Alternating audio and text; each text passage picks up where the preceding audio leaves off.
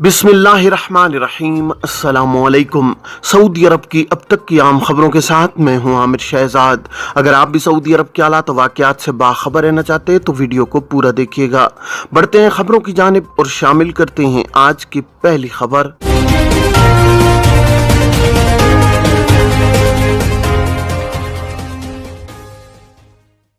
कारकुन की तनख्वाह में कटौती उसकी रजामंदी के बगैर नहीं की जा सकती। सऊदी वजारत इफरादी को तो समाजी बहबूद ने कहा है कि कारकुन की तनख्वाह में तब्दीली उसकी रजामंदी और तहरीरी मंजूरी के बगैर नहीं की जा सकती। वजारत ने यह वजाहत एक इदारे की जानिब से तनख्वाह कम करने पर एक मुलाजिम की शिकायत का जवाब देते हुए जारी की। वजारत इफरादी कोच के सरकारी अकाउंट पर एक मुलाजिम ने शिकायत दर्ज कराई कि उसकी तनख्वाह पूछे बगैर कम कर दी गई है। सऊदी कानून इस हवाले से क्या कहता है? वजारत इफरादी कोच ने जवाब देते हुए कहा कि किसी भी कारकुन की तनख्वाह उसकी तहरीरी मंजूरी और रजामंदी के बगैर तब्दील नहीं की जा सकती। अगर नाजायज बुनियाद पर किसी की मुलाजमत का मुआहदा खत्म कर दिया जाए तो मुतासरा शख्स उसके खिलाफ दावा दायर कर सकता है। वजारत इफरादी कोत ने कारकुनान के मेहनताने में कटौती से मुतालिक सवाल का जवाब देते हुए कहा कि गैर कानूनी बुनियाद पर किसी भी कारकुन के मेहनताने में कटौती खिलाफ कानून है। मालिल रसद ऐप के जरिए शिकायत दर्ज कराई जा सकती है। सऊदी अरब में इकामा कवानीन के तहत गैर मुल्की कारकुनों के लिए लाजमी है कि वो कवानीन की सख्ती से पाबंदी करें और किसी ऐसे फेल और अमल में खुद को मुलव्विस न करें जो उनके लिए परेशानी का बायस बन जाए। कानून पर अमल करना हर एक की जिम्मेदारी है। जिस तरह कारकुनों के हुकूक हैं इसी तरह आजिर के भी फराइज मुतय्यन हैं। आजिर और अजीर के माबैन अहम तरीन दस्तावेज मुलाजमत का मुआहदा होता है।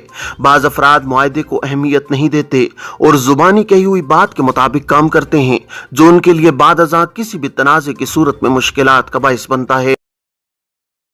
सऊदी अरब के कानून मेहनत में सबसे संगीन जुर्म हुरूब यानी आजिर के पास से फरार हो जाना है। हुरूब फाइल होने के 15 दिन के अंदर उसे अबशर के जरिए कैंसिल कराया जा सकता है। मुकर्रर 2 हफ्ते की मुद्दत खत्म होने के बाद हुरूब को कैंसिल कराना कदरे दुश्वार अमल है। जिस शख्स का हुरूब फाइल हुए 2 हफ्ते से ज्यादा हो जाते हैं उसे कैंसिल कराने के लिए मकामी अदालत से रुजू करना पड़ता है, जहाँ कारकुन की जानिब से इस अम्र को साबित करना पड़ता है कि उसके खिलाफ हुरूब गलत फाइल हुआ था। गलत हुरूब फाइल किए जाने के लिए कारकुन को अपनी हाजिरी और तनख्वाह का सबूत भी पेश करना होता है। गलत हुरूब फाइल किए जाने के मुकदमे में दस्तावेजी सबूत पेश न करने की सूरत में केस कमजोर पड़ जाता है, जिसकी बुनियाद पर कारकुन की जानिब से दायर किया गया केस खारिज हो जाता है। सऊदी महकमा जवाजात इमिग्रेशन एंड पासपोर्ट के कानून के मुताबिक ऐसे किसी भी गैर मुल्की कारकुन का हुरूब फाइल नहीं किया जा सकता जिसका इकामा एक्सपायर हो या वो खुरूज-ओ-ओहदा वीजे पर मुमलिकत से बाहर गया हुआ हो।